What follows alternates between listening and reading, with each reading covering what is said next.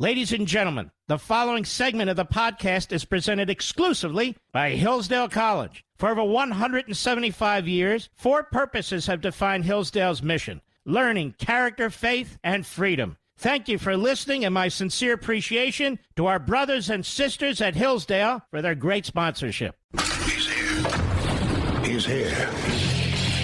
Now, broadcasting from the underground command post, deep in the bowels of a hidden bunker, somewhere under the brick and steel of a nondescript building, we've once again made contact with our leader, Mark Levin. Hello, America. Mark Levin here. Our number, 877-381-3811, 877-381-3811. Well, ladies and gentlemen, the Democrats have a very cool idea. They want to hit billionaires with a minimum tax, and they want to hit multimillionaires with a surtax. Now, every state that's pulled something like this has lost these people to other states. If you're going to do this to corporations, we're going to lose these corporations to other countries. I don't know why this is so complicated. I really don't. And yet that's exactly what's going on. And Manchin's okay with a lot of this. And so apparently is Sinema. They're also looking at Social Security now, if they can get past this.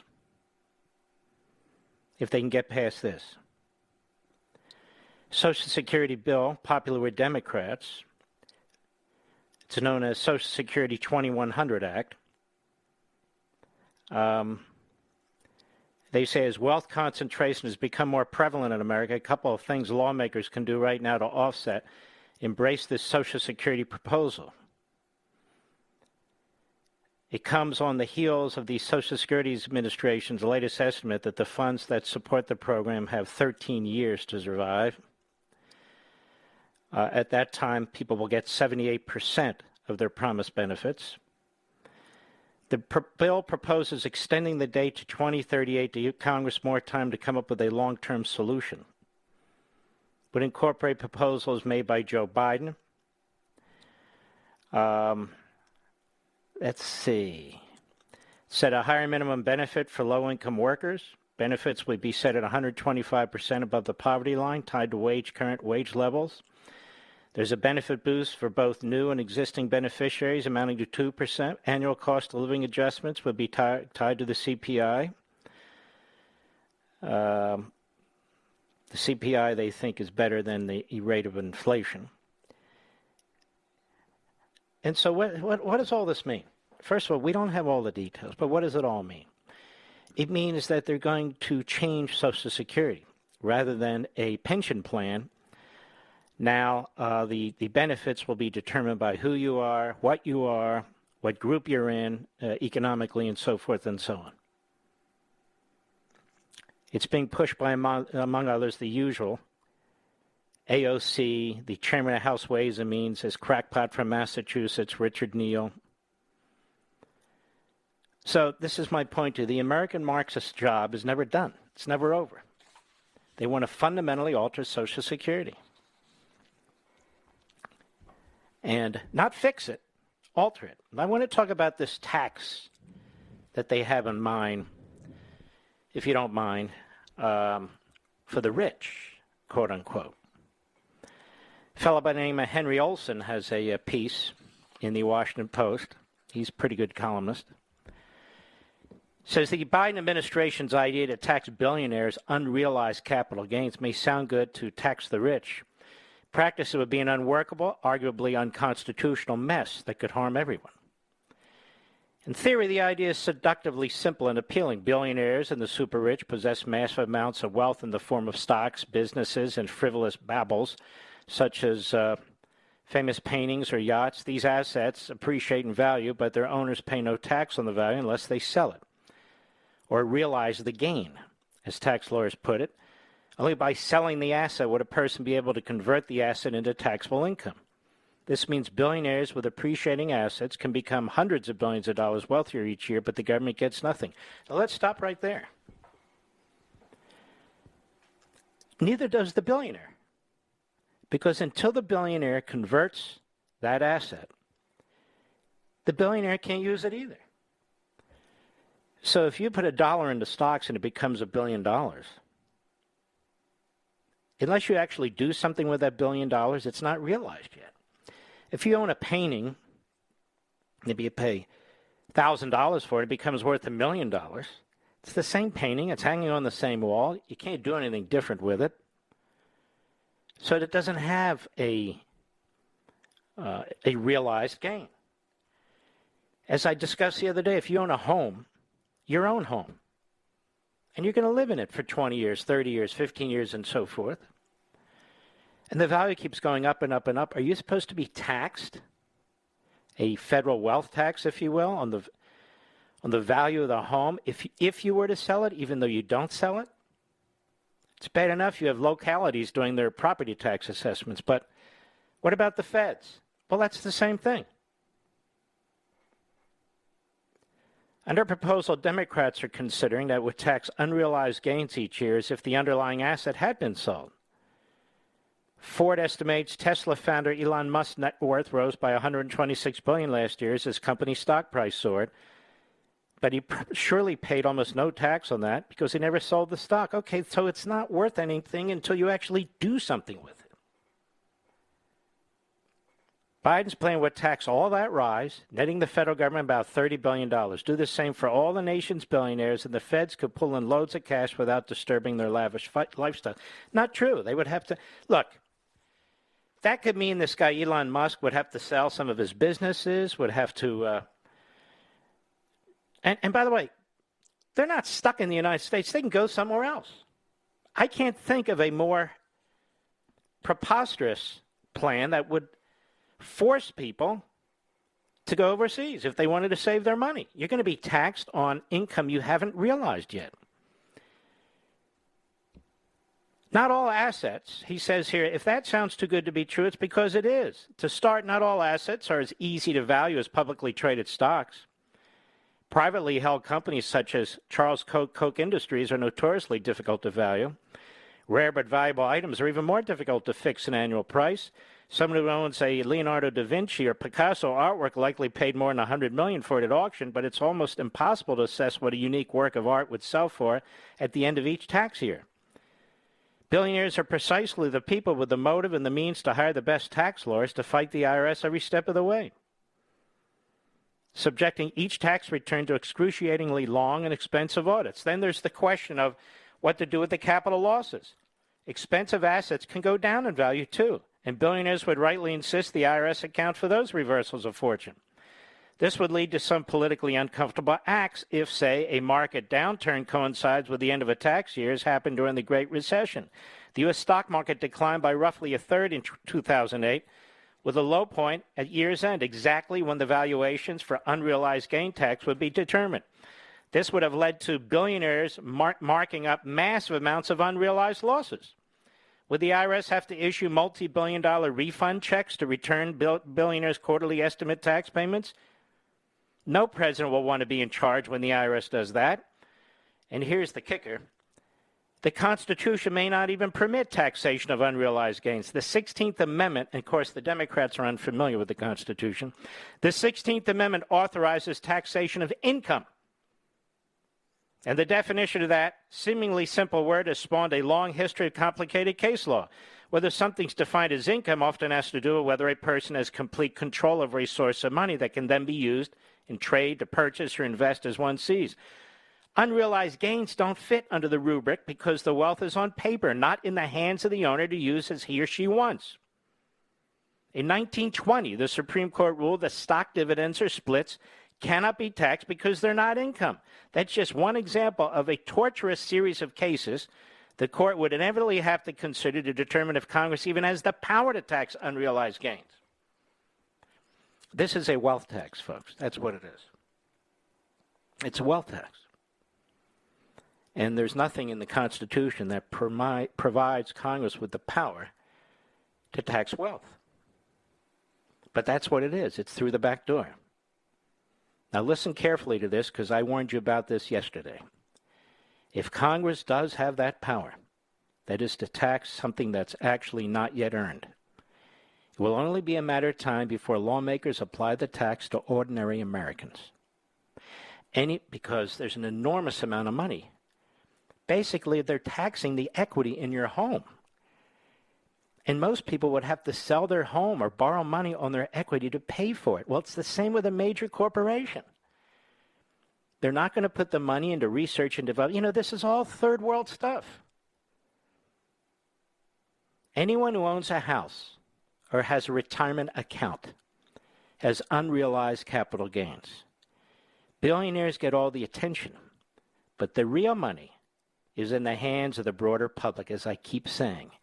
As the collective value of real estate and mutual funds dwarfs that of the nation's uber wealthy. The government would love to get 25% of your 401k or your IRA's annual rise. And our nation's massive annual deficits and cumulative debt means it will need that money sooner rather than later. The unrealized cap gains will unlock a Pandora's box of problems. Better keep them under lock and key. I just wanted you to know somebody else agrees with me on this. You're in the target. The vast majority of money, believe it or not, is not in what billionaires hold. It's what the vast middle class holds. That's the target. You. Like the bank accounts. Why 600? Why 10,000? Why not $1 billion? You are the target. That's why. And the way the American Marxist rationalizes it is, hey, we're giving you all these benefits. Cradle to grave. Now, we'll keep talking about the billionaires and the super rich millionaires, but we need you. We need you. If you're going to get these benefits, then you need to pay for them. So when Joe Biden says anybody earning under $400,000 is not going to pay a tax, let me assure you, not reassure you, just assure you, that you will be paying this tax. You will be paying for this in the out years. And the out years aren't going to be that far away, just when Biden gets the hell out of office. If they want to tax unrealized capital gains, they're going to tax your pension plan, and all you union guys with your pension plans, you too. All you teachers, you too. They're going to tax your pensions. The unrealized capital gain. And they're going to tax anything they can from all of you. The value of your home going up. Most of you have homes that increase in value. And they're not going to tax it just once. They're going to tax it every year, year after year after year. How are you going to pay for that? How are you going to pay for that? You're going to sell your home and pay for it, and you're going to be out of luck. I'll be right back. Mark Levin.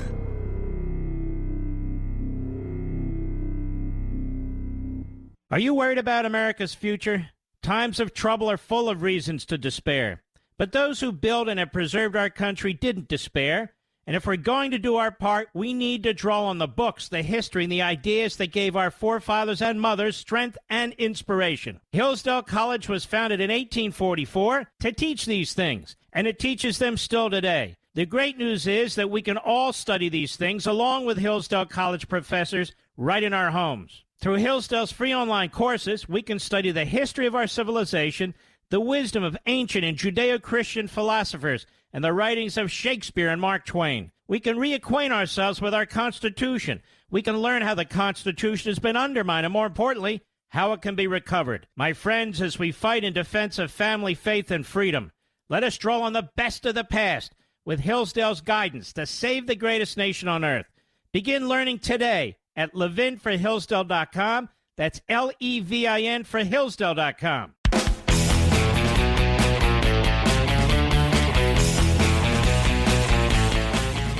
Can anybody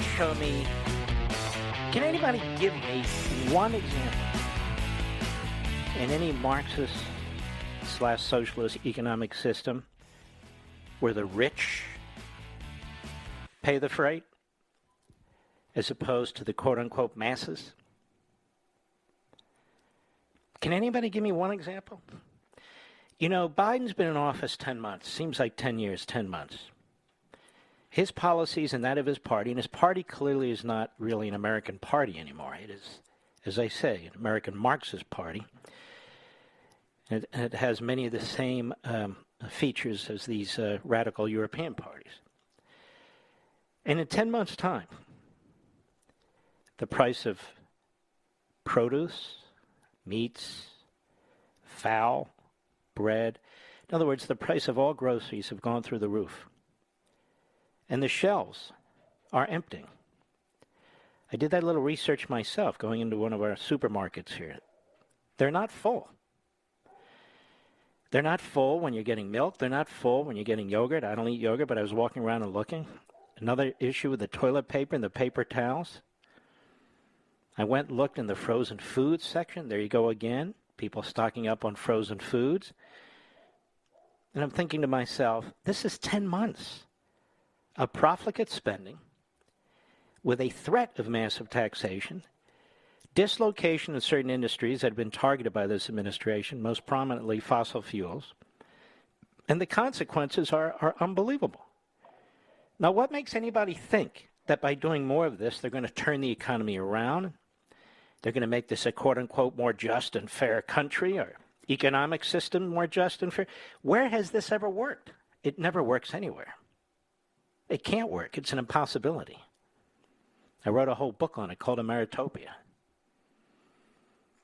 They put out these ideas of paradise, which is what Marxism does. Just surrender yourselves to the state. Just support the common interest, the best interest of the public. We'll have this temporary government, and then it'll, of course, disappear, wither away. Of course, the temporary government never withers away. It's an iron-fisted, brutal, genocidal regime. Every damn one of them. So why do we believe that any aspect of this, if adopted into the United States, would serve you? Because they say you'll get free family care? Because they say you'll get free child tax credit? Because they say you'll get free eyeglasses and everything else? I mean, that's not going to happen. The system is going to collapse, particularly with an open border. So it's you. You're going to suffer. Some guy can jet off and get out of the country if they're billionaires and so forth. Then we have billionaires like Zuckerberg trying to manipulate the election, Soros trying to destroy our country with rabid crime, and on and on and on. I'm just saying this is all aimed at you. The effect will be on you. I'll be right back.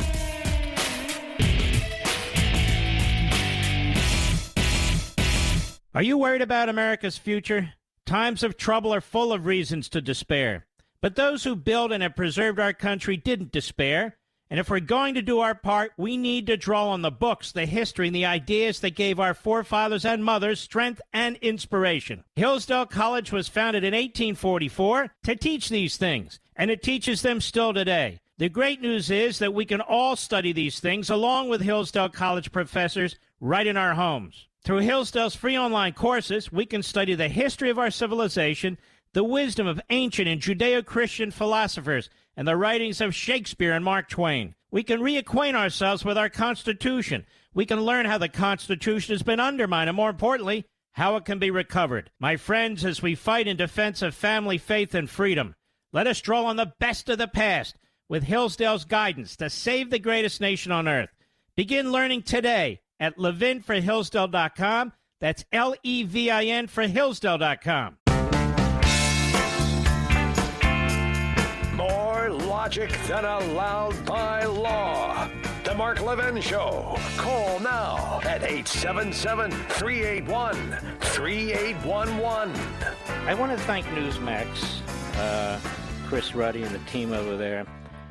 John Fund actually wrote a terrific piece. It's in the newest edition of Newsmax magazine. And they contacted me, said they wanted to do the cover story on me. And I was more than happy to do it. And John Fund interviewed me, obviously did a lot of research, looked into my background. And I'm on the cover of it. So it's, I'm assuming you can get it if you want to newsmax.com. That's newsmax.com. It's the November issue.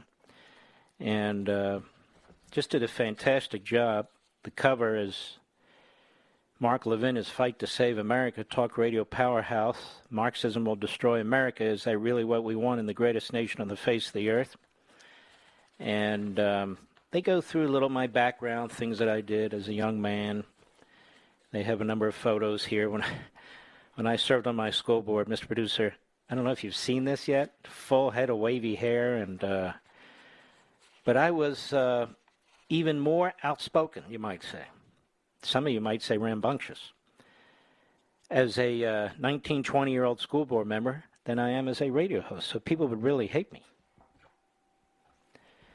It starts out, a publishing phenomenon is dominating America's best-selling book list, but if you only read the mainstream media, you'd never know it.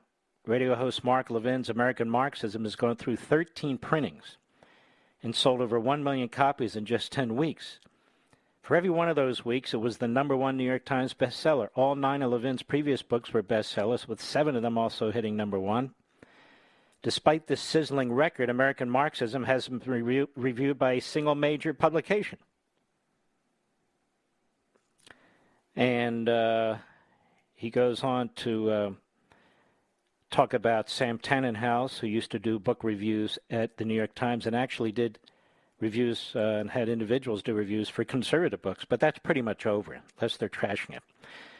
Then he mentions Brian Stelter, the always agitated media critic for CNN, railed last summer against books by Levin and other conservatives, calling their popularity a display of our fractured State of the Union, and he dismissed Levin's book as a screed in which he just bitches and moans about liberals. Of course, you know that's not what the book is about. It doesn't even talk about liberals. Levin finds Stelter's smug liberal superiority both funny and dangerous.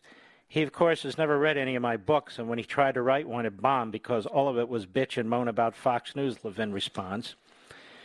More troubling is that the news media increasingly won't allow debate on the major tenets of their belief system. So they promote critical race theory, they lie for it, they celebrate it, they bring the radicals on TV to lie about it too. John Fund of Newsmax says that the death in February of the legendary Rush Limbaugh left a void for the millions who turn to talk radio every week for a reliable diet of conservative opinion and commentary. Many of them are now tuning into Levin's show, which is syndicated to all the nation's top markets. Although it airs late in the day, 6 to 9 p.m. Eastern, afternoon drive time in the West, it still has over 12 million listeners a week, making it only second to Sean Hannity. And despite intense competition from streaming platforms and podcasts, Levin dismisses claims that talk radio is on its last legs. He says if it's dead, why do they still keep talking about it? He says that a key success in radio is that he always respects his audience, always try to leave the listener with more knowledge and information than they had. When I point out he can be dismissive of callers, Levin says, if you're a fool, don't call me. I'll find you out. While Rush was always polite to callers, I'm not polite to everyone. I have transparent responses to people saying idiotic things. That said, writes Fond, every time I've seen Levin at a conference or social occasion, he's been humble and soft-spoken. He responds that people often don't understand the talk radio business. Talkers, the influential trade magazine I'm bouncing around for you, known as the Bible of Talk Radio, has described Levin as one of the most important commentators in America today. Its publisher, Michael Harrison, tells Newsmax, month after month, year after year, Mark Levin proves that huge numbers and listener loyalty can be generated by purveying a serious constitutional interpretation of current events and doing it outside of what is usually considered primetime radio hours. Levin acknowledged that he's been attacked by some liberals for calling his political opponents Marxists. He says, they want to claim that I'm calling for a new McCarthyism to purge liberals from our public life, but it's not liberals I'm after. They should be with me. People are defacing monuments to Lincoln and abolitionists, banning books, dismantling our history to push a racist ideology. When such people self-identify as Marxists, what am I supposed to call them, the Boy Scouts and Girl Scouts? And then it goes on. It was just a terrific piece. There's much more here, although this part kind of cracks me up. Let's see here. When I asked some liberal friends what they thought of Levin, one pointed me to a 2016 book, and this was the book that I couldn't remember the other day, Mr. Producer, by Jeffrey Berry called The Outrage Industry. It cited Levin's style, which can include dismissing callers he finds stupid, hanging up occasionally on others, and accusing public figures of being unable to refute his reasoning. Berry's analysis scored 10 prominent hot radio and television programs on whether they used emotional display, misrepresented exaggeration, mockery, conflagration, slippery slope, insulting language, and other factors. Now, this is a lib, of course. He found Levin came out on top, utilizing outrage speech or behavior at a rate of more than 1 instance per minute. That's a lot, Mr. Producer. But come to think of it, shouldn't it be like 5 instances a minute? In their book, How Democracies Die, Harvard University, and by the way, none of these professors have ever spoken to me. Harvard University political scientists Daniel Ziblatt and Stephen Levitsky accused Levin of helping to legitimate the use of uncivil discourse and adding to the erosion of democratic norms. All this amuses Levin. He notes that is this boring? Truly. I hope not. He notes that a 2014 study of the American Journalist in the digital age found that only 7% of the reporters identified as Republicans, down from more than 1 in 4 in 1971. The numbers for academics are even lower. 2018 survey by National Association of Scholars found that 39% of academic departments have no Republican faculty member. That's 4 out of 10. It also found the main ratio of Democrats to Republicans 10.4 to 1 after examining the political affiliation of professors from the top 50 liberal arts colleges. Levin said with a laugh, "For me to be criticized by journalists and professors is completely to be expected. I'm constantly attacking their sources or their track record of almost always being wrong." It's true. One of the reasons that liberals tend to ignore Levin rather than debate him is they recognize his talk show as different than those of some other conservatives. Political scientist Dan Cassino notes that surveys show that listen, this is about you. Among all news outlets, including liberal shows, listeners to the Mark Levin program have the highest political knowledge of anyone, and it is the only show whose audience is 100% conservative. Does that explain why we never get liberal callers, Rich? I mean, you can't be more than 100%. But he says, among all news outlets, including liberal shows, listeners to Mark Levin's program have the highest political knowledge of anyone. That's you. That's you. And Cassino admits the Levin show offered more of a legal process basis for what he says. He offers the same simplistic narrative, but he really does detail work. He has legislative proposals. One of his books was about exactly what constitutional amendments he thinks we need. Now, this is sort of a slap the back of the hand. But he is right. I mean, I dig into things, I think. I don't just superficially go through websites and so forth. And he goes on further, and I think you might be interested in it. You have a link to it, Mr. Producer? Is that what that is? It's a link to what? Oh, it's a release. Let's go ahead and put that up. And I think you folks will enjoy it. And I'm going to start subscribing to Newsmax magazine. I mean, I don't subscribe to much, and I would have. I just didn't know it's out there just because I have other things. But I'm definitely going to do that because this was an honest, fair job by an excellent writer, John Fund. And I don't even get write-ups like this from friends most of the time, do I, Rich? In fact, most of these conservative, not all, but most have even ignored American Marxism. It's crazy. It's crazy because it provides you with so many answers to so many things. All right, I'm circling back. Kevin McCarthy on Fox and Friends today about this IRS monitoring you issue and so forth. Cut one, go.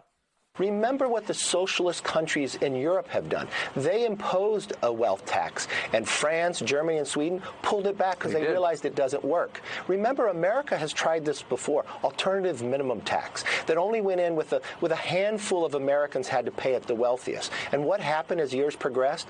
Millions of those in the middle class had to pay for it. Remember what else is in this bill? 85,000 IRS agents. And remember, they say it's going after the wealthy, but if you spend or make $28 a day, they're going after you. Yep. And you know what the number 85,000 is? That's larger than the population of Scranton, Pennsylvania, the hometown of this president. And what are they going to spend their time on? Going after you. And don't think, oh, I'm not a millionaire, they won't come after me. Yes, they are. If you spend $28 a day, they're coming after you. And they're valuing what you have, the IRS. And we know it's an incentive for them to make the value higher just to tax you, whether you sell it or not, or whatever the value is. That is not the America we believe in. That is not the American that the Constitution says. That's why we are fighting, and we need people to join with us, because we only need 4 Democrats to say no to stop this. And why do you think he's talking about $28 a day? Because of what Tim Scott said on my show on Sunday, which we only now realized. I thought it's a transaction of $10,000. No, in the aggregate. If you spend $10,000 over the course of the year, you're subject to the IRS snooping. And your bank or financial institution or wherever you borrow money from reporting it to the IRS. It's an aggregate number. It's not every single transaction. So they'll add up all the transactions. Oh, it's $10,000. Okay, let's take a look. Well, that's everybody. That's what he means if you make $28 a day. Steve Scalise, number 2 Republican in the House. Cut 2, go. Hardworking families are paying the price for all of these crises that have been created by President Biden and his big government socialist agenda that we've been seeing this whole year. Whether it's the inflation that people are paying for every good and supply that they buy when they go to the grocery store, when they try to renovate their houses. They're waiting longer for things because of the supply chain crisis. They're paying dramatically higher, over 40% more at the pump because of the energy crisis that President Biden created. The border crisis continues to bring thousands of people a day across illegally, including people on the terrorist watch list. They won't even be transparent about the numbers, how many illegal crossings, how many people on the terrorist watch list have come across our border because of the border crisis they created by all of their far-left items. Now, one more. Manchin on Capitol Hill today. I support everybody paying their fair share, but listen to what he means by that. Cut 3, go. I support basically everyone paying their fair share of taxes, how you get to it.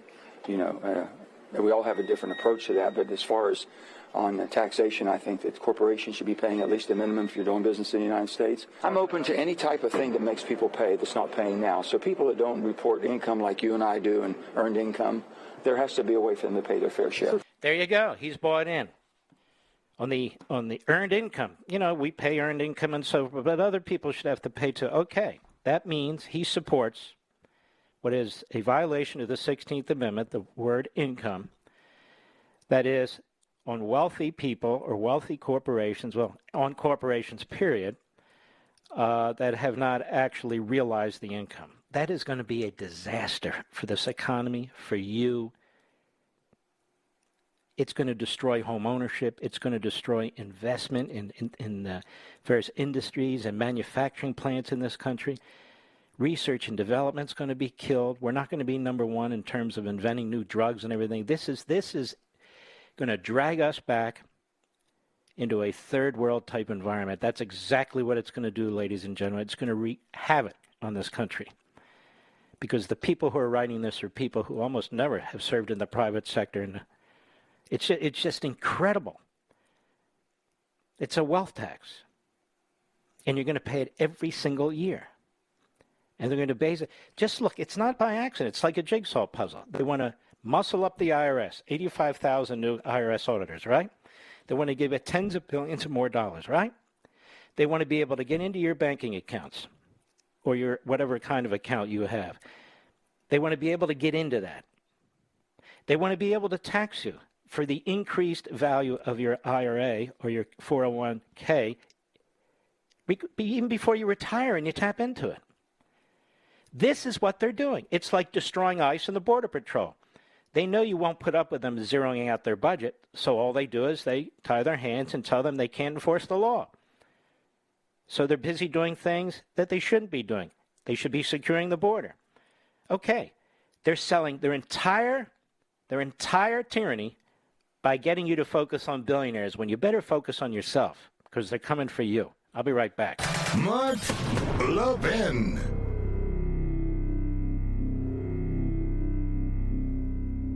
Are you worried about America's future? Times of trouble are full of reasons to despair. But those who built and have preserved our country didn't despair.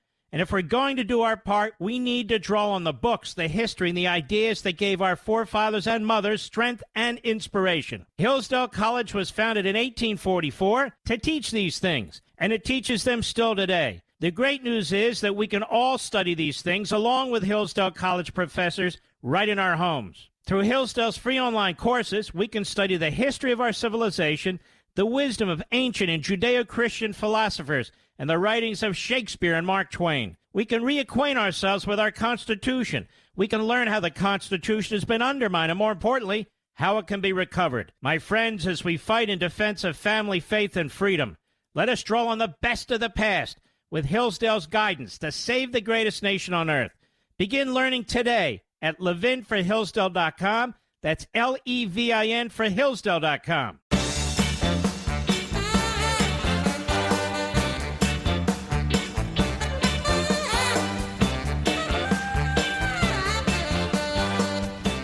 Well, America, apparently the Cape May Orca, a.k.a. Chris Christie, touring the president and his policies on the Michael Medved show. Honestly, and I'm not trying to be rude, I didn't know Michael Medved had a show anymore. My bad. So Chris Christie's on there tearing into Trump and Trump's policies. What makes Chris Christie such an icon? Most of the Republicans I know in New Jersey cannot stand the guy. Is there something profound he says? I mean, to me, he's got the face of a hamster. You know, the cheeks are always full, Mr. Producer. But is there something profound he said? What is it that he said? He's the plaything of the Never Trumpers, the Peggy Noonans, the Paul Ryans, Fred Ryans. I know all about this clown. All about him. But he's exactly what the media like. You know, the media turn on. This guy's a dummy. See, he never learns. The media tried to force him out over a bridge. And he hung on by his fingernails. But he saw what they were capable of doing to him. Do I owe you something? Oh. Well, I don't have that here. I have something completely different. So the Cape May Orca, he's on, I think, the ABC show or one of those shows on Sundays. You know, he's got to play up to that kind of element, and he does. He'll attack Biden, of course, but he attacks all Republicans. He attacks Rubio, he attacked Ted Cruz, he attacks Donald Trump. You know, the only really legitimate Republican when it comes to policy and a record is Chris Christie. Chris Christie. Hey, Chris, you're not going anywhere, pal. You're not going anywhere. Remember New Hampshire? That's where you laid down the law that you were going to win New Hampshire. Republicans cannot stand you. Certainly I can't. I'll be right back.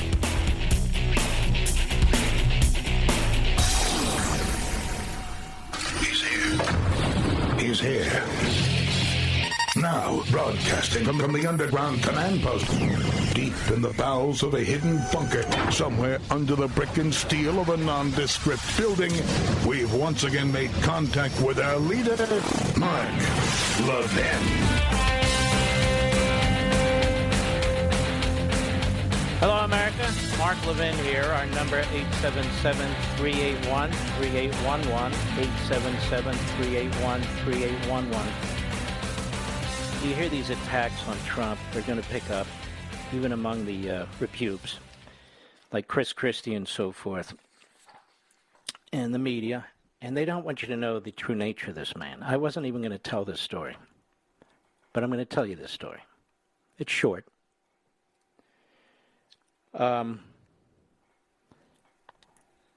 Last week, as my brother-in-law went into surgery, most of the family, I think all the family, thought he'd come out of it. He came out of it okay, but he had a massive heart attack. And then there were efforts, several, to revive him, and it worked.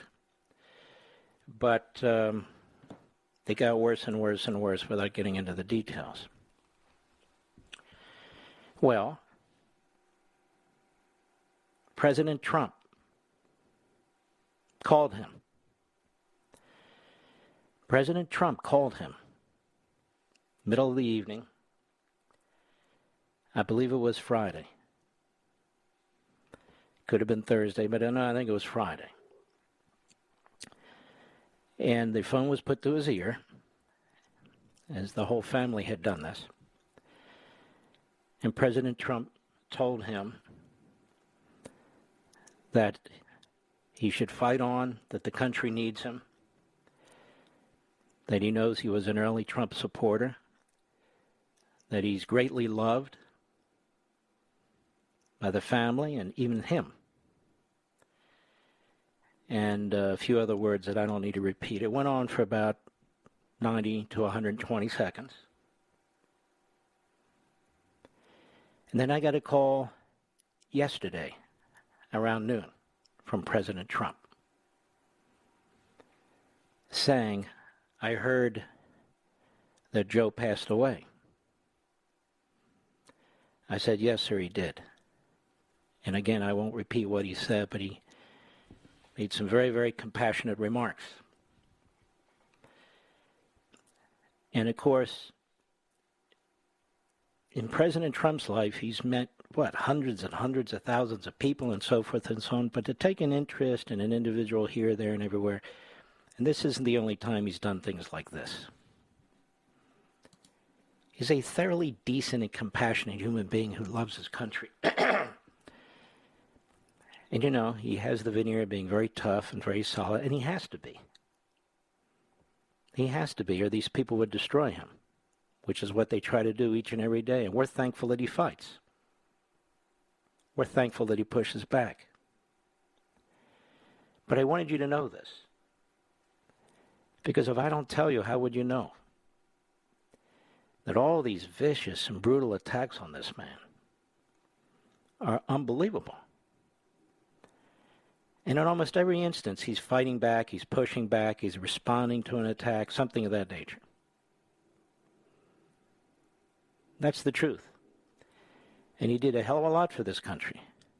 Securing the borders, reviving the economy. He did a lot for minorities in this country, in minority communities and so forth. He recognized that China was the enemy. Was in many respects in a box as a result of the things he did, and they were scared the hell out of him. Same with Russia. Same with Iran. Iran was on the verge of collapse. Now Iran is back because Biden and the Democrats are giving them sustenance.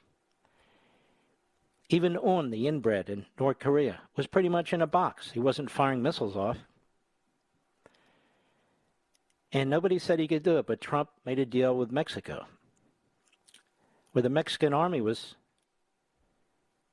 stopping illegal immigrants on its southern border before they could even get to our wall. And our wall, for the most part, to the extent it was built, over 500 miles, but the Democrats blocked the rest, was working, and it certainly would have worked if it had been completed.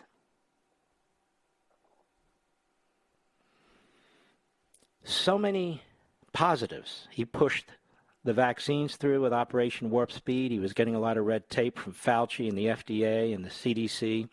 He pushed it through as only he can. Therapeutics, very, very important. He pushed those through. There's so much when you think about it. He destroyed ISIS. I mean, I'm just sitting here thinking about it. And look how they talk about him and treat him and so forth. But I just wanted you to know, and many of you already know, but some may not, what a compassionate and kind human being he is. And the sort of thing he did with us, he's done many, many, many times. And I just wanted to pass that along. I mean, to listen to this buffoon, blowhard Christie and these others. Meanwhile, Daily Caller. School district forcing parents to sign non-disclosure agreement-like forms to see critical race theory influence curriculum. Now, understand we have a Freedom of Information Act in every state, including in Virginia. It's a fairly liberal act. That is, it's a broad act. You're not required to sign a NDA, a non-disclosure agreement, to see public information. Loudoun County Public Schools in Virginia has come under fire with local parents once again after the school system revealed it is requiring parents to sign a form similar to a non-disclosure agreement in order to examine the district's new curriculum influenced by critical race theory. All right, so there, number one, Terry McAuliffe has said critical race theory is a dog whistle. It doesn't exist. It's not taught in our schools. And yet here it is. It's taught in our schools. Because Terry McAuliffe is a disgusting slimeball liar. According to the form reviewed and photographed by the Daily Caller on Monday, quote, eligible parents must sign the non-disclosure document to see the district's new curriculum, which was created after the LCPS paid nearly $8,000 to become a licensed user of something called Second Step Programs, a curriculum created by the Seattle-based left-leaning organization Committee for Children. A limited preview of the curriculum was posted on the school district's website. Parents are not allowed to broadcast, download, photograph, or record in any manner whatsoever the curriculum, and presentations are only allowed to be made in person. Some of the curriculum is available on the district's website through downloadable files due to Second Step's copyright policy. Quote, I understand that the authorized presentation of Second Step materials I'm about to view is not a public event and that copying, broadcast, recording of any kind is not permitted, the form states. As the Daily Caller points out, I agree to comply with the terms of the above special license. The Daily Caller also found that the curriculum is not subject to standard Virginia FOIA, according to the school district's agreement with Second Step. All right, wait a minute. Second Step can't enter a contract that voids state freedom of information statutes. So I would encourage parents to continue to push and to do whatever you want with the information. And if they sue you, or you can sue them, the Loudoun County Public School is partners with the Southern Poverty Law Center, looking at all these leftist groups, the Racial Equity Tools, and Learning for Justice, all of which is copyrighted material. But Loudoun County Public Schools freely provides access to these materials. Scott Mineo, leader of Loudoun County Parents Against Critical Race Theory, told the Daily Caller, why is there such a double standard when parents want to review Second Step SEL material in its entirety? They're not free to do this. This is a head fake. This is intended, again, to create fear among parents and so forth. You can't selectively decide, oh, this information, we can teach it to your schools, the teachers union can have it, the educational bureaucrats can have it. We're going to spend your money, parents and taxpayers in Loudoun County, to acquire it, and we'll show it to you, but you can't show it to anybody else. One of the primary focuses of Second Step is, quote, social emotional learning, unquote, which is rooted in the principles of critical race theory. It's called Second Step, you see, because they're going to assume critical race theory has already been indoctrinated into these kids. And then they want to work from critical race theory, you see, to further expand it and radicalize your children. Committee for Children, the parent organization of Second Step, says SEL is fundamental to achieving social justice. Folks, these are classrooms, for God's sakes. At Committee for Children, we believe that social emotional learning, SEL, is fundamental to achieving social justice. We're dedicated to advancing diversity, equity, inclusion, to becoming an anti-racist organization, to building a more just and peaceful world where every child can thrive. This means creating a culture of continuous learning and improvement, continuous indoctrination, where our people, programs, and supports reflect and address the needs of educators, diverse communities we serve, and we hope to serve. The Loudoun County School District, and this is happening everywhere, released a PowerPoint describing how all elementary schools will be required to implement this program in the classrooms by next year. By next year. Unbelievable. The massive amount of indoctrination. Now, I understand why the Marxists in this country have pretended this book, American Marxism, doesn't exist. I will never understand why conservative organizations and platforms, many of them, do the same thing. Many of you have acquired this book. I want to point something out to you when we return, something very important. I'll be right back. Mark Levin.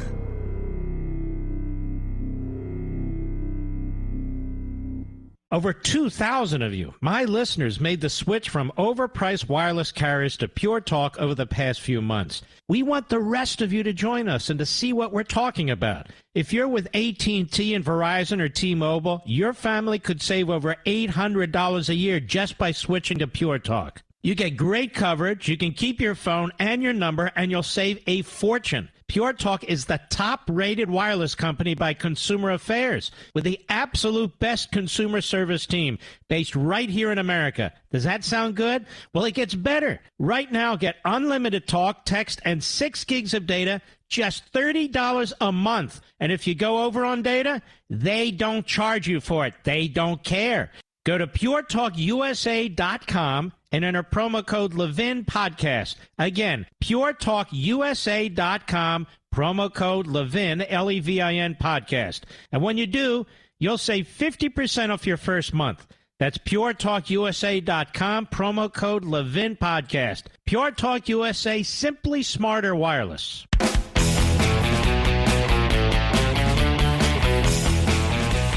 If you have American Marxism, if you've read it or you listen to it, if you have the audio, you'll understand exactly what I'm talking about. But let me summarize this in a very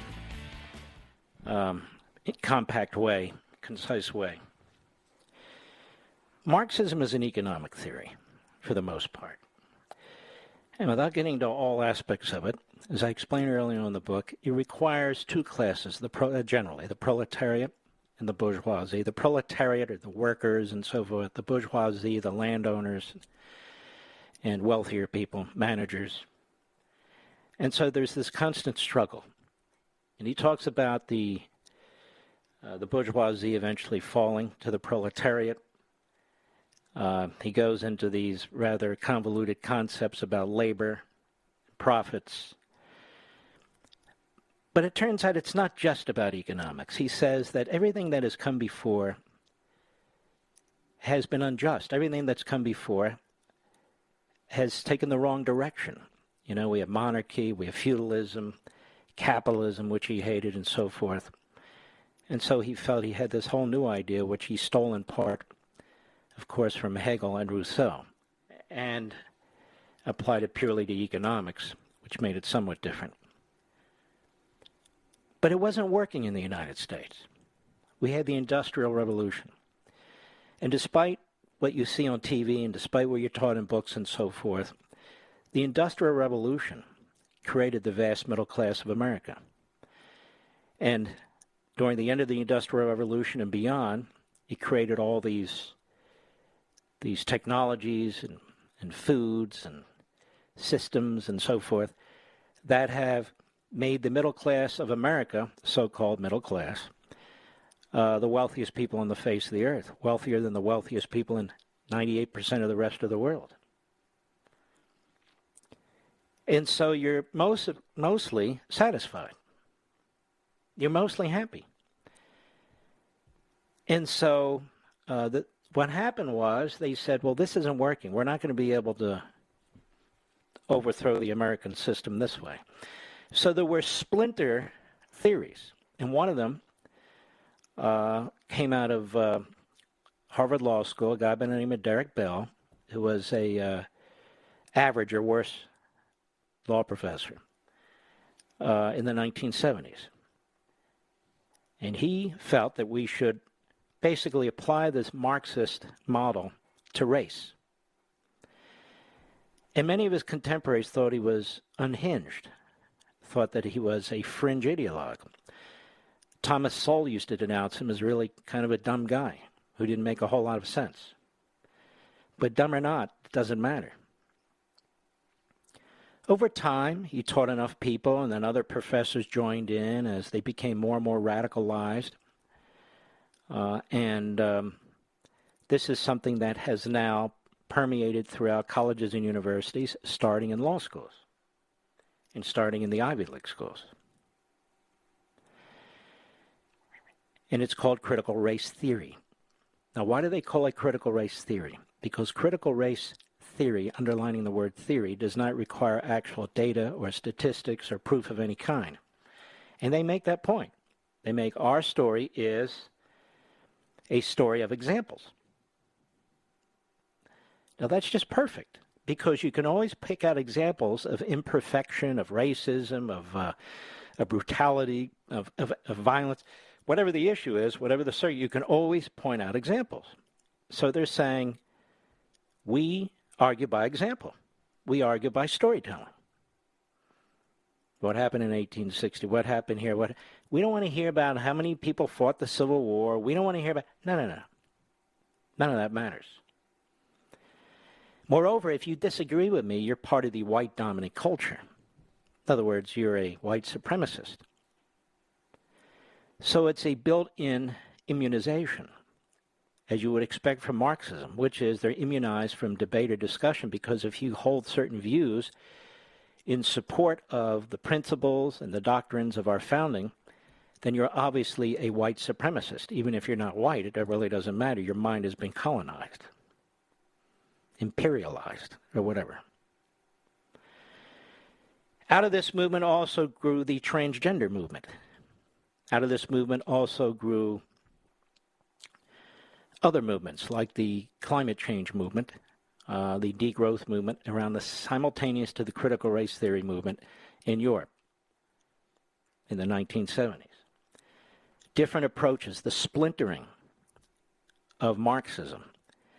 And it came under criticism originally from the Marxist purists, the Maoists and the Trotskyite types and so on. They said, this isn't really Marxism. And then they folded to it. One of them was Herbert Marcuse of the Frankfurt School. Originally, he didn't like all this, but eventually he supported all of it. And he really laid the foundation for Derek Bell and the others as he was writing in the 1960s and so forth. And he's an iconic figure.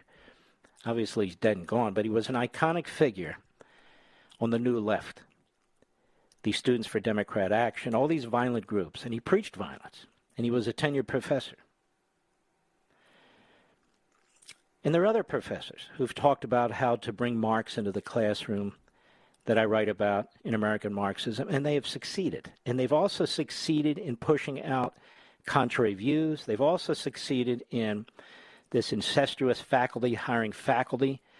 So they just keep reinforcing their presence and reinforcing their ideology. Well, now this is leached into the government schools, in elementary, middle, and the high schools, because the NEA and the AFT have embraced this, as has the Democrat Party. They've embraced it, and they're promoting it. This is what you see now taking place in our school systems. They're taking these Marxist ideologies, like critical race theory. They are attacking the American founding by examples, by storytelling, and they are creating a racist, segregationist society, and they want to brainwash your kids.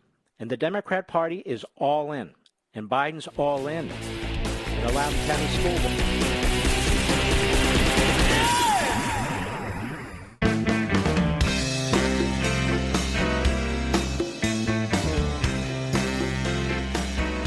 Just in time for Halloween, the Chuck Schumer and Nancy Pelosi nightmare continues. Call in now, 877-381-3811. Let me tell you what all this is doing, in addition to the obvious. Or let me quote Thomas Sowell about what all this is doing, in addition to the obvious. Thomas Sowell contends that this system and approach is actually destructive of the very people who are said to be oppressed.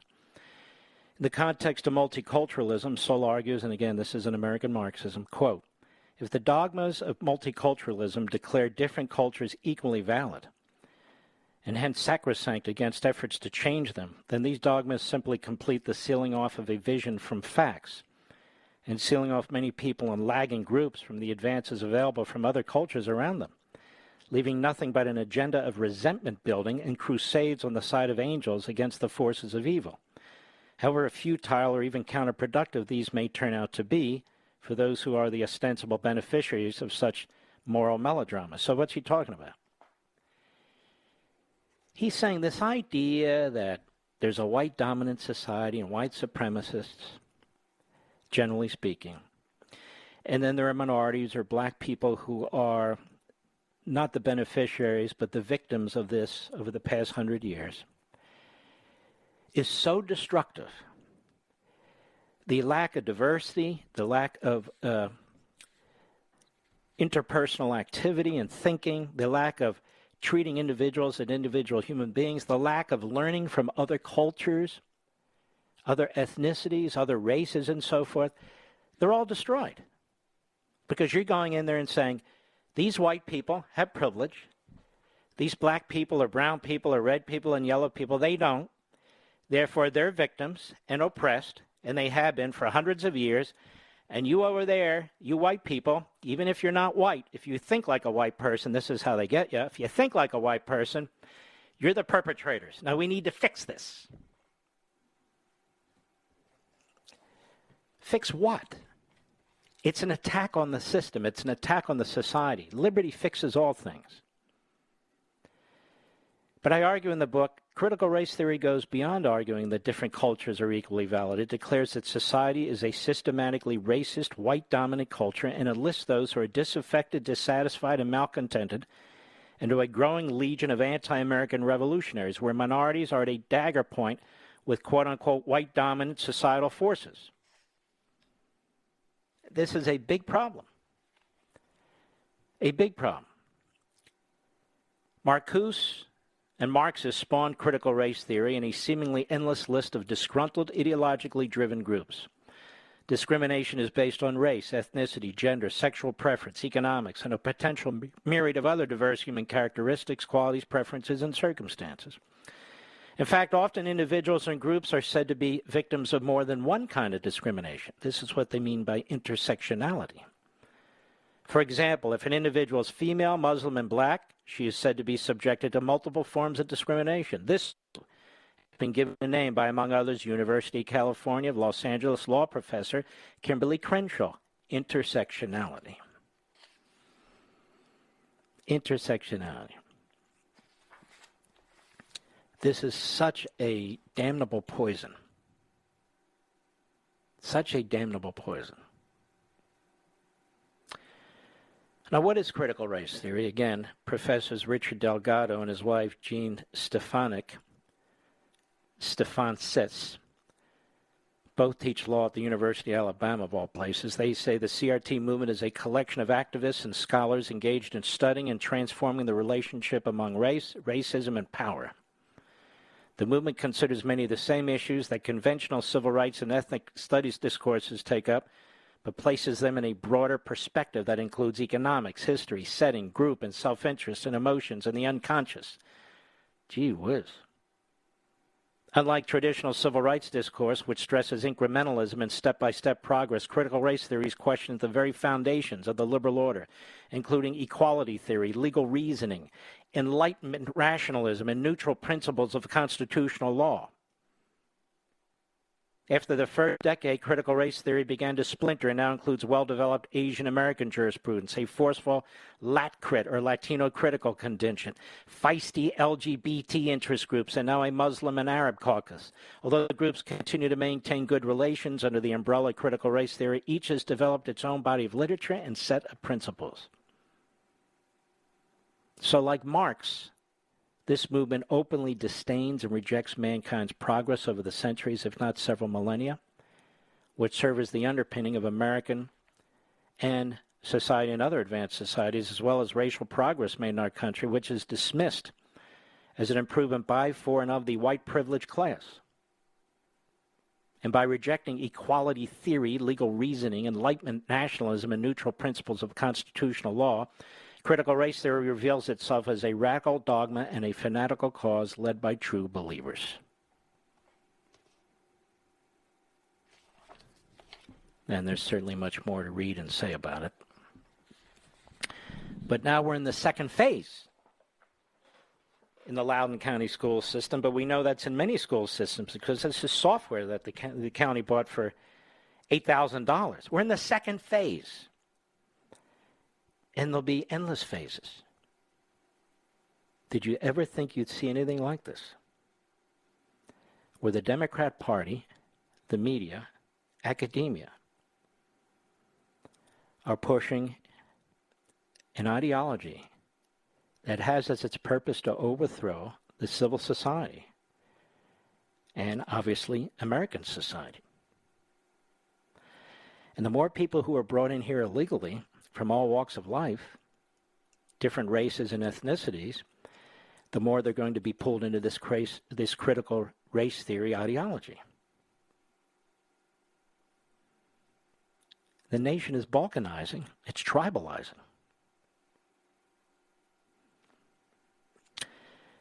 And that's now starting with the brainwashing in our government schools. And this is exactly why the parents in Virginia and other states have had enough. They know what's going on. They see what's going on. You do. Many of you have American Marxism and have read it. That's why you're using Freedom of Information Act. That's why you're going to the IRS. That's why you're going to the lawyers and so that's why you're doing all these wonderful things. If the country's going to be saved, it's because of you. It's going to be because of you. This push towards American Marxism actually has been going on for over 100 years. It's just that it hasn't been called that, and it hasn't been exposed or explained as such until now. Until now. And I've talked to you about Crowley. I've told you about Dewey, of course, Woodrow Wilson, and many others, actually. But Dewey was extraordinarily prominent and influential in education. And he argued, as Marx had, that the nation's youth must be freed from existing mores, values, belief systems, traditions, customs, and the like through public education, and made ready for another sort of programming. And why not?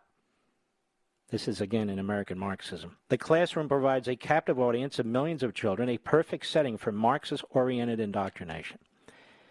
Dewey, like his intellectual peers, described this as applying science and reason.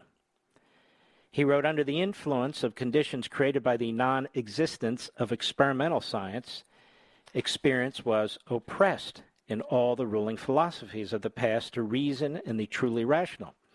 Empirical knowledge meant the knowledge of a knowledge accumulated by a multitude of past instances without intelligent insight into the principles of any of them. He said, science is experience becoming rational. The effect of science is thus to change men's idea of the nature and inherent possibilities of experience. All right. What he's attacking here in plain English is the Declaration of Independence, natural law, God-given rights, unalienable rights, the founding of America. Science is the answer. I don't know, is Fauci the answer? Science is the answer. He says the effect of science is to change men's idea of the nature and inherent possibilities of experience. It aims to free an experience from all which is purely personal and strictly immediate. It aims to detach whatever it has in common with the subject matter of other experiences, in which being common may be saved for further use. What's he saying there? Forget your experience. Forget the past. Forget your experience. Forget the past. Forget the founding document, the Declaration. Forget all that. Open your mind to science. He says, from the standpoint of science, this material is accidental, while the features which are widely shared are essential. In emancipating an idea from the particular context in which it's originated, in other words, in clearing your mental state, and giving it a wider reference, the results of the experience of any individual are put at the disposal of all men. So be done with your own personal experiences, your own personal understanding of what it is to be understood. Thus, ultimately and philosophically, science is the organ of general social progress. In other words, as I point out, Dewey sought to relinquish what is and what has been for an ideology disguised as science as reason. There's no science to Marxism. Of course, the arrogance of the progressives, like that of the Marxists, is boundless, which would expect from those who would rule over us. That said, to be clear, people of tradition, faith, and custom do not reject science or reason, but they do not worship them either. They have learned and experienced the value of eternal truths and past wisdom. That's what they hate. When you're going into these school board meetings or you're watching TV or whatever, these are mostly Marxist secularists. American Marxist secularists. They don't want to hear about eternal truths. They want to hear about faith and God. They don't want to hear about any of this stuff. All that does is reinforce the white dominant culture. The white dominant culture. Dewey framed his educational approach as both opening the student's mind and insisting on his obedience simultaneously. Or more accurately stated, opening the mind to surrender to indoctrination and conformity. Dewey declared the fundamental conclusion is that the school must be made itself into a vital social institution to a much greater extent than obtains at present. Interest in the community's welfare, an interest which is intellectual and practical as well as emotional, an interest, that is to say, in perceiving whatever makes for social order and progress and for carrying these principles into execution, is the ultimate ethical habit to which all the special school habits must be related. You with that, Mr. Producer? You see what he's saying? Now, earlier, yesterday, and I think, definitely yesterday, I spoke at length about what they're teaching journalists. Last week as well. In other words, the Republican Party needs to be rejected. Conservatives generally need to be rejected. Enough of this, objectivity, enough of this impartiality or the efforts to pursue them. Enough of that stuff. Got to take sides. And, of course, the side they take is the same side that John Dewey takes. The side that they take is the same side that AOC takes and Pelosi takes. And that's exactly what I'm talking about.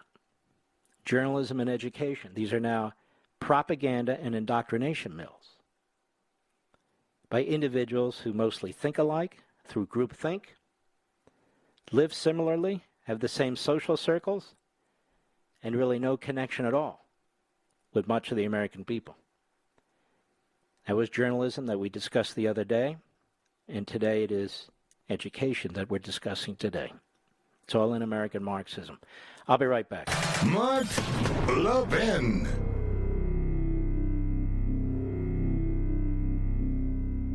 Over 2,000 of you, my listeners, made the switch from overpriced wireless carriers to Pure Talk over the past few months. We want the rest of you to join us and to see what we're talking about. If you're with AT&T and Verizon or T-Mobile, your family could save over $800 a year just by switching to Pure Talk. You get great coverage, you can keep your phone and your number, and you'll save a fortune. Pure Talk is the top-rated wireless company by Consumer Affairs, with the absolute best consumer service team based right here in America. Does that sound good? Well, it gets better. Right now, get unlimited talk, text, and 6 gigs of data, just $30 a month. And if you go over on data, they don't charge you for it. They don't care. Go to puretalkusa.com and enter promo code Levin Podcast. Again, puretalkusa.com, promo code Levin, Levin Podcast. And when you do, you'll save 50% off your first month. That's puretalkusa.com, promo code Levin Podcast. Pure Talk USA, simply smarter wireless.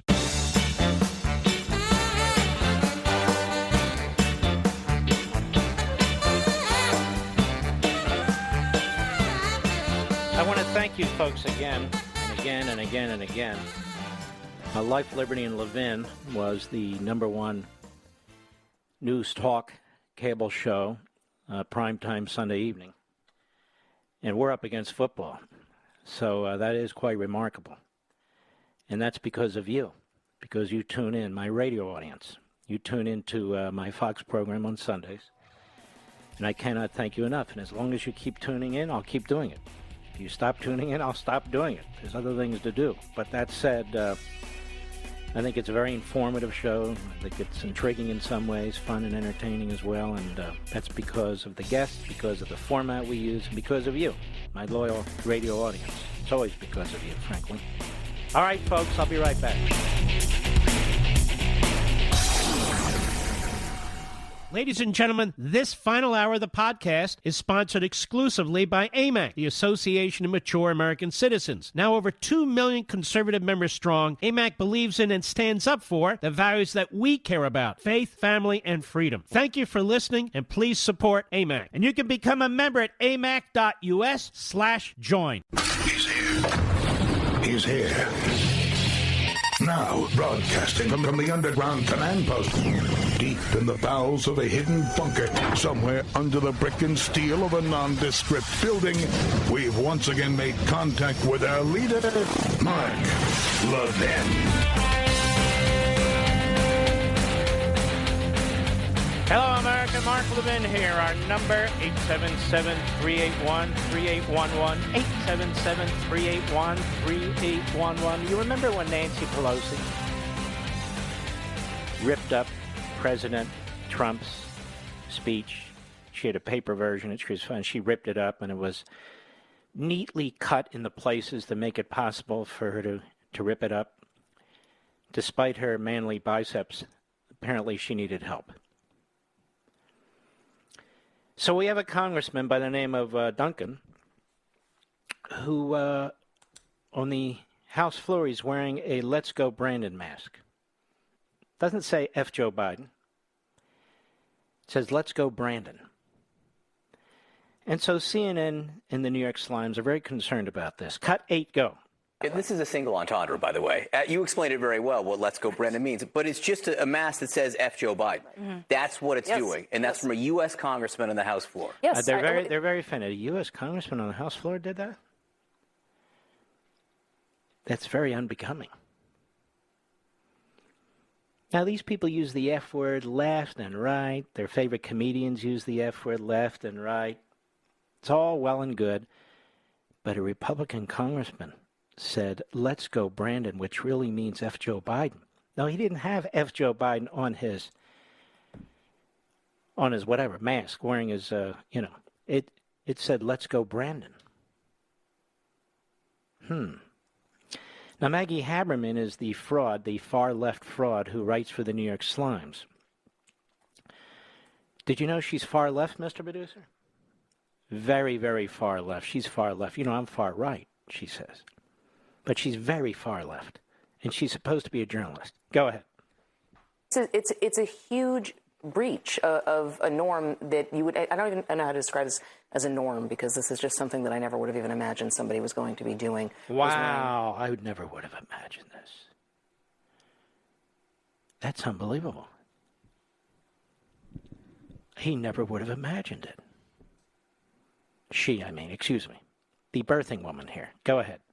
With that message. But again, the goal is all about agitating. The goal is all about getting people upset. That's the point. I think there's that Adam Serwer column about the cruelty is the point. You know, the trolling is the point, too. And that's where we're at now. But again, as you say, we are talking about a sitting congressman. As you say, we're talking about a sitting congressman. It's very, very, very troubling. The trolling, the, violating customs and norms, this sort of thing. Do you remember when Tlaib called Trump an MFer? Anybody remember that? Do you remember all the anti-Semitic stuff said by Tlaib and Omar and the rest of them? You remember Maggie Haberman getting upset about that, saying, I've never seen anything like that on the floor of the House. Never in my life. I've never seen anything like that on the floor of the House. She's kind of Chris Matthews in female drag. May I say that? I think I will. Of course, there's nothing wrong with that either. And but Maggie Haberman and John Berman are very, very concerned about this. Now, where's Jeffrey Toobin these days, Mr. Producer? Isn't he back on CNN?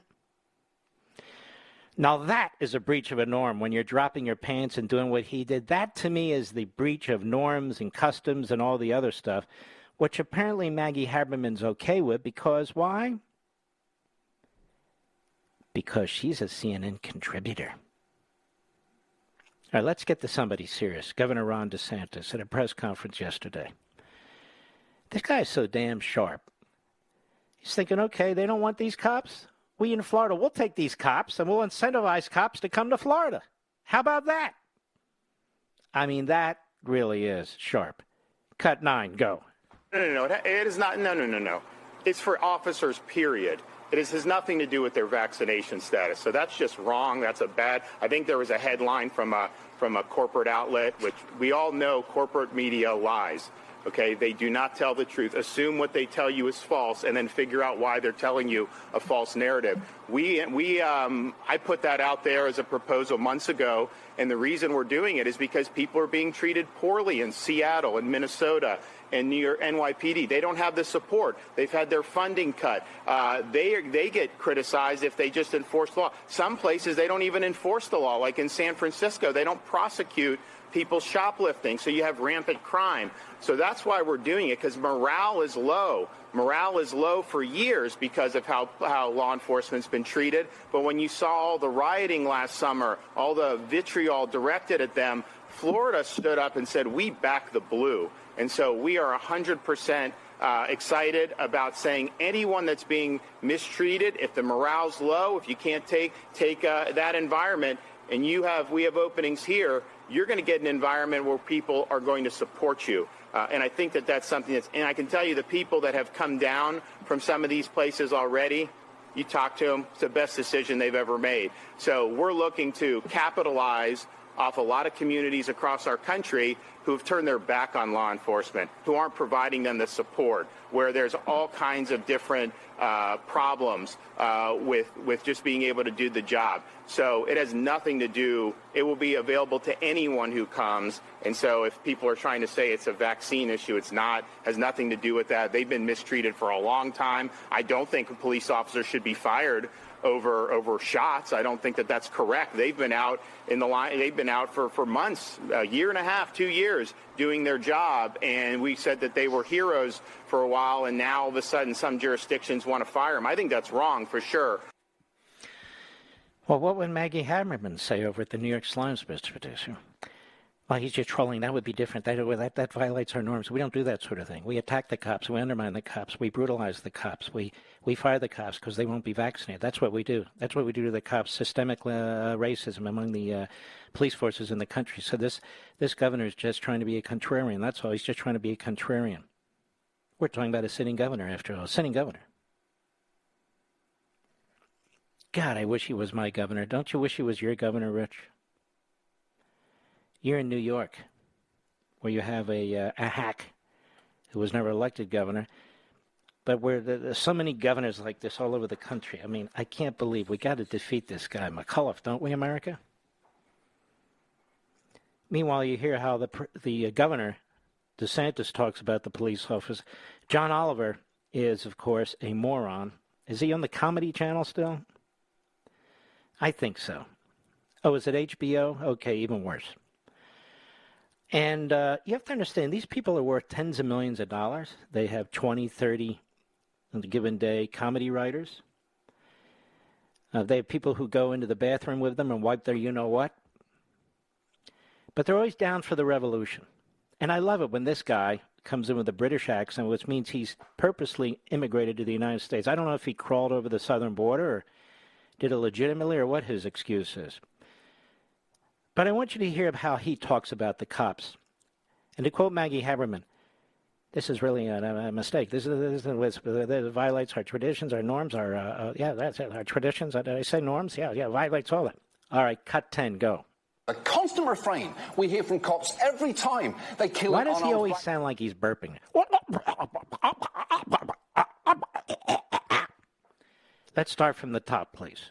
A constant refrain we hear from cops every time they kill an unarmed black person is they should have complied with commands. Because no, that's not the constant refrain that you hear from cops who kill unarmed black people.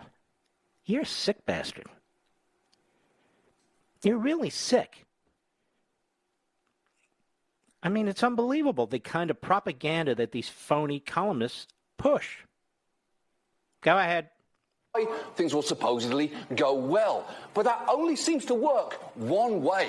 Because when officers are asked to follow simple rules or face consequences, a not insignificant amount of them flip their So you know what? If an officer wants to quit over this, let them. Let the individuals who clearly don't care about public safety stop being in charge of public safety. It is really... Why don't you stop attacking the cops, you nudnik moron? You clown. Look at your teeth. They're yellow. We know where you're from. We know where you're from. That's right. You jerk. You're not even funny. We don't need lectures from jackasses like this. Stupid people who aren't funny. Phony comedians like phony journalists. That's funny? Maybe the police should not protect you. Maybe the police should not protect your building. Maybe you should fend for yourself, you idiot. Now, what if there's individuals who already had the virus and they don't need the vaccine? What do you think of that, clown? You're not following the science. You're a hack. And I've had it. I've had it with these people attacking cops. Enough of that already. Particularly John Oliver. John Oliver. Very bizarre. He sounds like another one, like Brian Stelter, pre-Bubescent, I suspect. I understand he's a part-time proctologist. Have you heard that, Mr. Producer? Much like Stephen Colbert. I understand he's a part-time proctologist. And I understand he's in trouble for selling home colonoscopy kits. Have you heard that one? Oh, yeah. Oh, yeah. John Oliver with his home colonoscopy kits. To listen to these stupid people go on and on, but always trashing cops and wanting a laugh from the clapping seals in the audience. You know who he reminds me of? Ilhan Omar, that idiot. That idiot. That bigot. That anti-Semite. Other than that, she's perfectly fine. Cut 11, right scoop, go.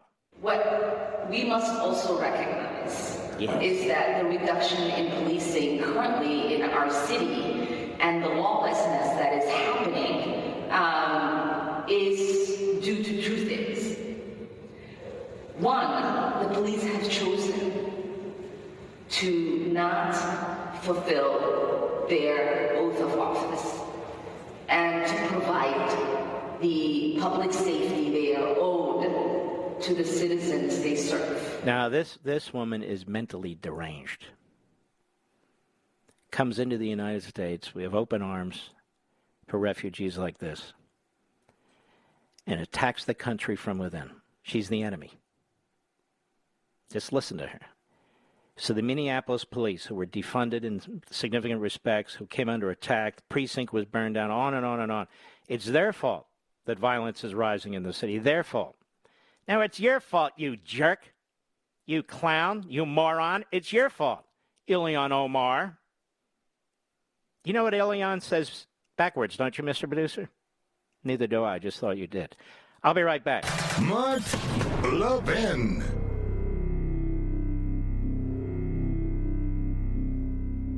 AMAC, the Association of Mature American Citizens, is one of the fastest-growing organizations in America, now over 2 million conservative members strong, and I'm one of them. AMAC believes in and stands up for the values that we constitutional conservatives care about. More than talk, AMAC fights. A full-time presence in Washington, AMAC pushes back against reckless spending, disasters like Medicare for All, and the expanding reach of the federal government. And beyond advocacy, joining AMAC gives you access to a wealth of benefits and discounts, including special member-only rates on car insurance, travel discounts, cell phone plans, and a hell of a lot more. And if that's not enough, you'll get AMAC's bi-monthly magazine, full of insightful articles on issues that matter to most of us, we conservatives. As I said, I'm an AMAC member, and you should be too. Join today at amac.us. That's AMAC.us. Stop supporting the liberal agenda that the other 50-plus organization has been pushing for. Join AMAC instead. AMAC.us.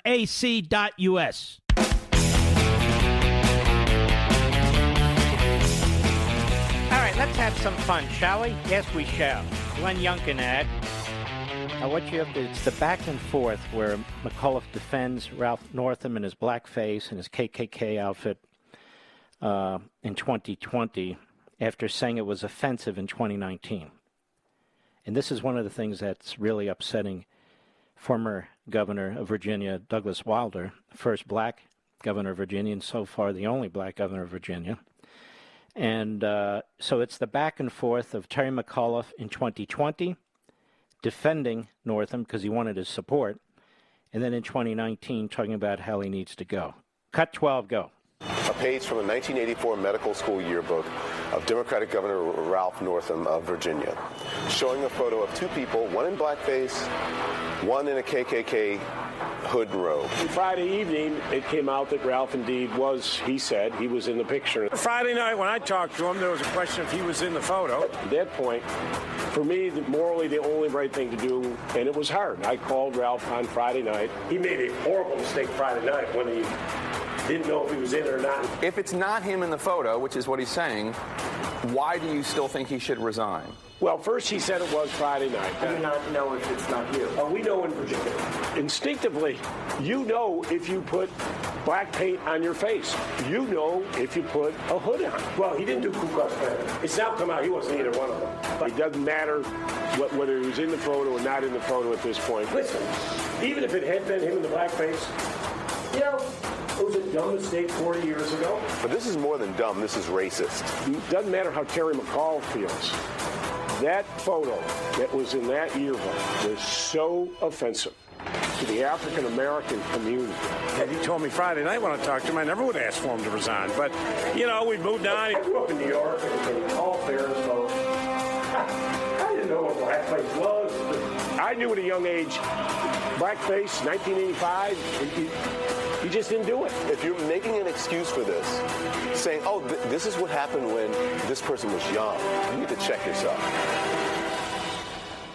What a fraud this guy is.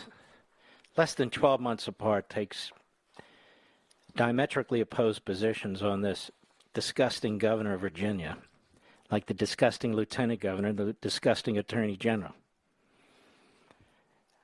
But this idiot in Virginia, as you know, Northam, who can barely speak the language, he confessed. And then his lawyers got a hold of him, probably told him, hey, look, why are you confessing? I mean, nobody can really tell if that's you. And then he says, I don't even think it was me. And yet McAuliffe was right in 2019 when he said, if you put black paint on your face or a hood on your head, don't you kind of know you've done it? And then he goes mealy-mouthed in 2020 because he wants the nomination.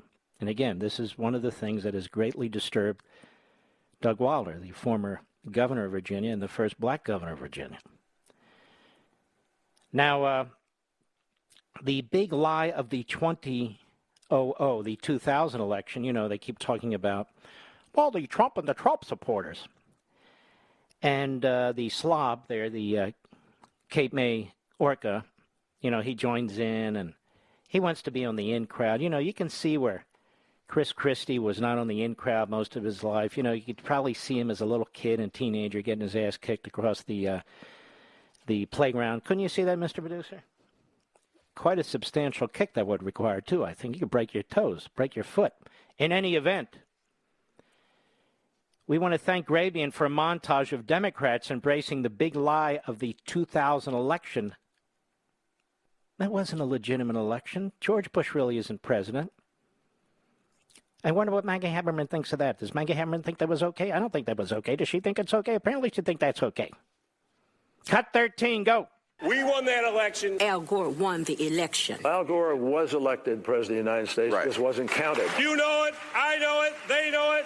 We won that election. There is overwhelming evidence that George W. Bush did not win this election. Do you think Republicans stole that election? In 2000, I wish the United States Supreme Court had let them finish counting the votes. The Supreme Court denied the actual and accurate counting of the votes of Florida. If Catherine Harris, Jeb Bush, Jim Baker, and the Supreme Court hadn't tampered with the results, Al Gore would be president. An election has been stolen, robbed. It wasn't a fair process. It wasn't a neutral process. It was a process that was rigged against us. We actually won the last presidential election, folks. They stole the last presidential election. As we look at our election system, I think it's fair to say that there are many legitimate questions about its accuracy, about its integrity. How are you going to keep it from us being able to be in a position where you can manipulate the machines, manipulate the records? In Virginia, when I was governor, I had to replace all the machines. Too many voters have cast votes on machines that jam or malfunction. Wait a minute. How come they're not being sued? Obama, McAuliffe, I don't know, did that involve the Dominion machines? I don't know, but why aren't they being sued? Wow, look how they are such complete and utter hypocrites. Imagine that.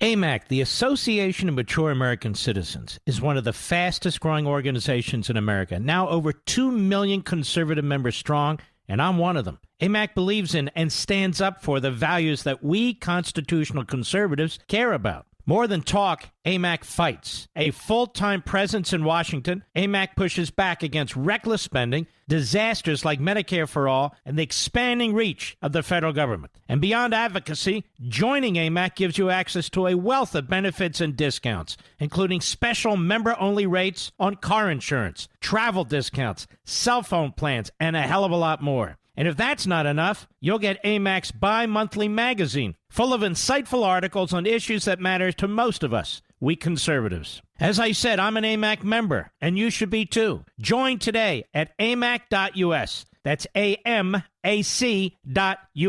Stop supporting the liberal agenda that the other 50-plus organization has been pushing for. Join AMAC instead. AMAC.us.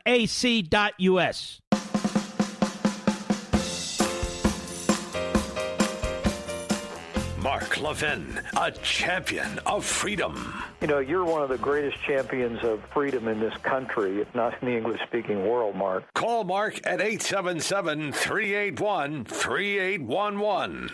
Enes Kanter, NBA Boston Celtics center, as you know. This guy really is a breath of fresh air, and I hope my buddy Stephen A. Smith is giving him the compliments that he deserves, because I'm sure most of ESPN is not. In the tank. Cut 14. This is, again, Enes Kanter, center for the Boston Celtics. Cut 14, go. Dear Nike, your company says that you are making a positive impact in our communities. And that is true. Yes, you are. Here in the United States, Nike stands with the Black Lives Matter. Nike stands with Stop Asian Hate. Nike stands with the Latino community. And Nike stands with the LGBTQ community. And Nike remains vocal about injustice here in America. But when it comes to China, Nike remains silent. You do not address police brutality in China. You do not speak about discrimination against the LGBTQ community. You do not say a word about the oppression of minorities in China. You are scared to speak up. Who makes your shoes in China? Do you even know? There are so many forced labor factories in China. For instance, Uyghur forced labor in modern-day slavery, and it is happening right now in China. Millions of Uyghurs are currently detained, sold, and assigned to work at forced labor camps, prisons, and factories across the country. They are under constant surveillance, with long working hours and poor living conditions. They are subject to political re-education. They have no freedom of expression, no freedom of religion, and they are not even able to leave. Subject to political re-education, no freedom of expression, no freedom of religion. Well, sounds like the nirvana the Democrat Party wants to impose on our country. Enes Kanter is a courageous man. He's taking on the NBA, he's taking on Nike, and he's taking on LeBron James and Michael Jordan, neither of whom have the guts to say what he's saying because they like the money that comes from whatever type of slave labor camps produce their sneakers. It is shocking that we talk about slavery in this country that was ended in the 1860s with the Civil War. I'm not saying we shouldn't, but it is shocking to me that people who bring that up, like LeBron James, utterly ignore modern-day slavery. Modern-day slavery. Cut 15, go. Did you know that almost the entire apparel and footwear industry is tainted by Uyghur forced labor? Many well-known global brands are implicated, and yes, that includes one of the NBA's biggest sponsors, Nike. Nike claims that they do not allow any forced labor in their supply chains. Yet, they don't have the receipt to prove it. They have not publicly committed to cutting ties with the Chinese government's labor transfer scheme. They have not provided clear timelines or updates about their efforts to end this. They have not publicly committed to the steps outlined by the coalition to end Uyghur forced labor. Don't forget, every time you put those shoes on your feet or you put that t-shirt on your back, there are so many tears and so much oppression and so much blood behind it all. Nike likes to say, just do it. Well, what are you doing about the slave labor that makes your shoes? That slave labor that makes you rich? To the owner of Nike, Phil Knight, I have a message for you. How about I book a plane tickets for us? Let's fly to China together. We can try to visit these slave labor camps, and you can see it with your own eyes. LeBron James and Michael Jordan, you guys are welcome to come too. Nike must be a participant in this. Stop with hypocrisy. Stop the modern day slavery now. Wow. How do you like that? Takes on these fraudulent icons, takes on his own league. This man has guts. You don't have to agree with everything he says about Black lives. It doesn't matter.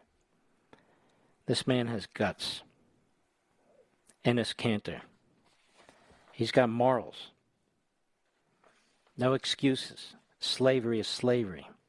Torture is torture. Brutality is brutality. And again, how do LeBron James and Michael Jordan get away with their hypocrisy? How do they get away with this? Because they're superstars and they're not going to be questioned by people at ESPN or Fox Sports or NBC Sports or whatever the hell else is out there? So many of them. Is that the game? This man should be celebrated. And not because I agree with everything he says, I don't. As I said, I'm no fan of Black Lives Matter. It's a Marxist organization that wants to overthrow the country and is part of the BDS movement against Israel, among other things. So, but that's beside the point. That's not my point. My point is this guy is taking them on. The league and all the rest of them. And how do they justify this? Again, we ought to talk about slavery that occurred in the United States. We ought to also talk about what it took to end it. But there's slavery going on today, and the NBA is helping to finance it. And LeBron James and Michael Jordan are helping to finance it. Direct benefit from it. And those who run Nike commercials, I don't know, I assume they run them on ESPN, they benefited from it too. So what's the deal? If slavery is bad, why not speak out against it? Or are these people sellouts? Well, I answered my own question. They're sellouts, are they not? They're sellouts. By the way, what's happening to the American citizens in Afghanistan?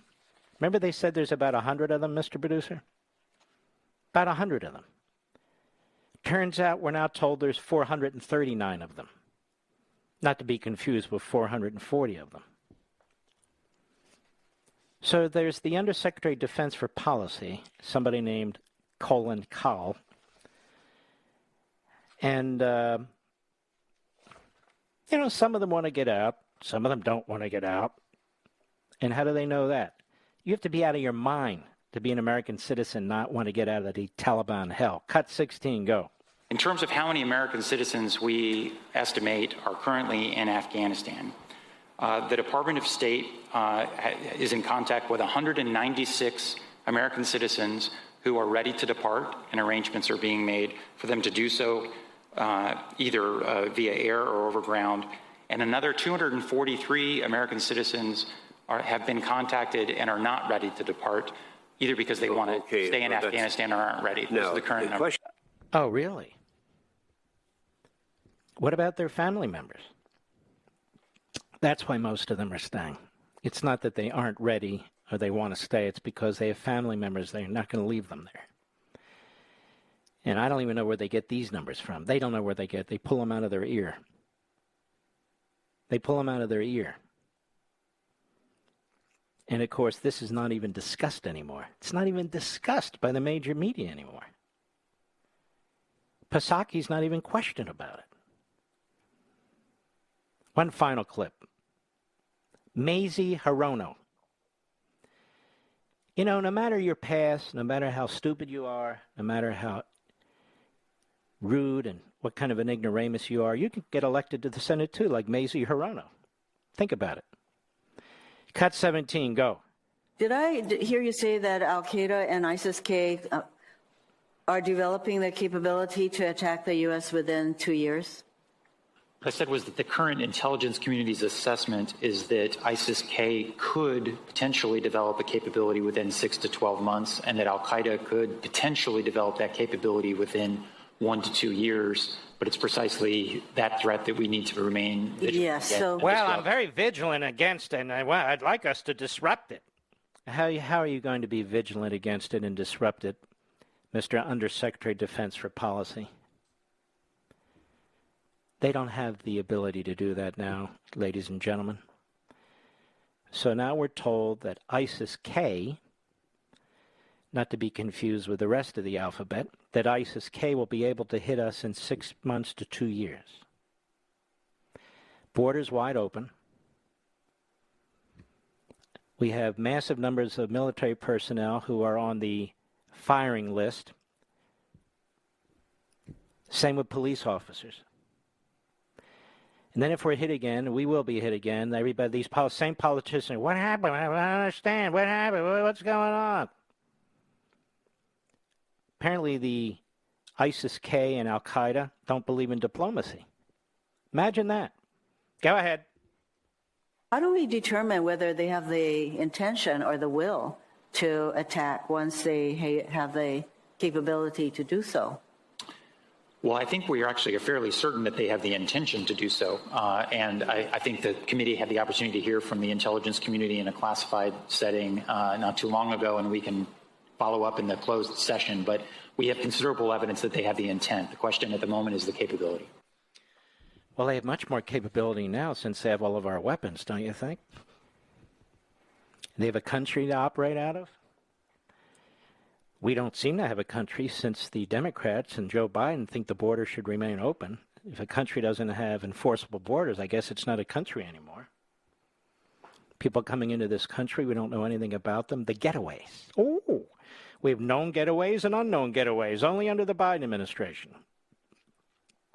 Who are they? Well, they're unknown getaways. How many? Hundreds of thousands, maybe 400,000 or more. Oh, unknown getaways. They have the virus? Could. They have the measles? Could. Have tuberculosis? Could. Okay. And are some of them terrorists? Could be. Who knows? They're unknown getaways. This is sick. Absolutely appalling. And then I see these Democrats out there who slobbering around. They want to vote for McAuliffe, or they can't wait till the next presidential election to re-elect some. I don't think Biden will be running again. But you get my point. I'll be right back. Mark Levin.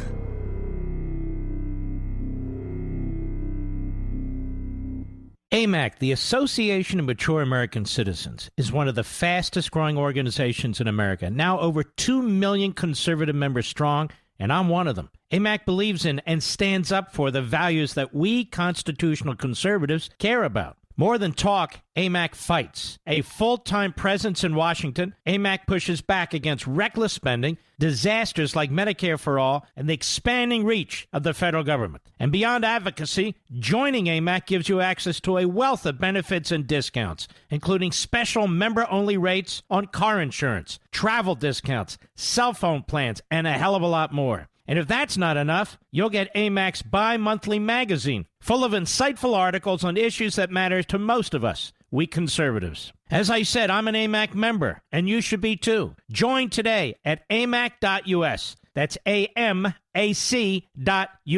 Stop supporting the liberal agenda that the other 50-plus organization has been pushing for. Join AMAC instead. AMAC.us.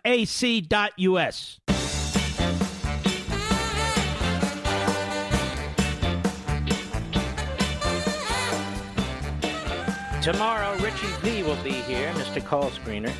Does a very nice job. And we appreciate him and thank him. Along with Mr. Producer, Richie S. We have a lot of Riches around here, don't we, Richie? And Rich? Then we have our man Richie in from WPHT, and we have 3 Richies at one time. Very interesting. WBAP, Valerie in Plano, Texas. Valerie, how are you? Hey, Mark, it's great to talk to you. It's daunting to wait, but it's worth it to talk. Thank you. How many people live in Plano now? Oh, my goodness, probably 300,000. And boy, that's a guess. I'm not sure. Let me tell you something. Years ago, when I was at Texas Instruments, when I got out of law school and then went into the Reagan administration, I thought I once bought a little house in Plano, and the population was, I think, 20 or 25,000. Isn't that amazing? Yes. Anyway, nobody cares. Go right ahead. Just wanted to tell you that I met you actually years and years and years ago. Really? I lived in Reno, Nevada, and worked on Ronnie Reagan's committee, grassroots. Yeah. I think I was about in the 20s. I think I'm a little older than you are. Yeah. And I think you were just a puppy. Yes, the guy, the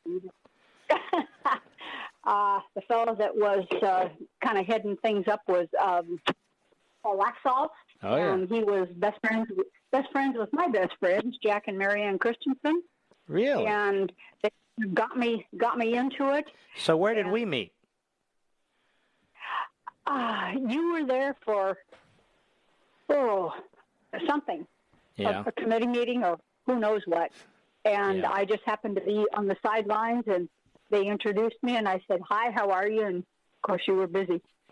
But I was fortunate enough to be able to gather a couple of extra votes for Ronnie when he was just, like I say, this was the primary, and drove up to Lake Tahoe a couple of times to get him from people who couldn't get to the polls. Can you believe 40 years ago, Ronald Reagan was elected president, and now we have this mess on our hands?